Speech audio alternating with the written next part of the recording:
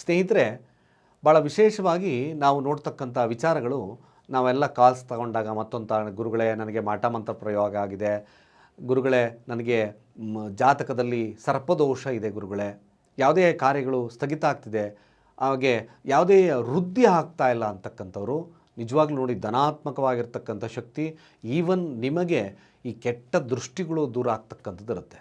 ಅದು ಸ್ವಾಭಾವಿಕವಾಗಿ ದೊರಕತಕ್ಕಂಥದ್ದು ದೇವದಾರುಮಾಲ ಅಂತ ನೋಡಿದ್ವಿ. ಈ ದೇವದಾರುಮಾಲ ನಮಗೆ ಜಾತಕದಲ್ಲಿ ರಾಹುಕೇತುಗಳ ದೋಷವನ್ನು ಸಹಿತವಾಗಿ ನಿರ್ಮೂಲನೆಯನ್ನು ಮಾಡ್ತದೆ. ಹಾಗೆ ಮಾಟಾಮಂತ್ರ ಪ್ರಯೋಗ ಆಗಿದ್ರೂ ಇದರ ಶಕ್ತಿ ಜಾಸ್ತಿ ಆಗ್ತಾ ಬರ್ತದೆ.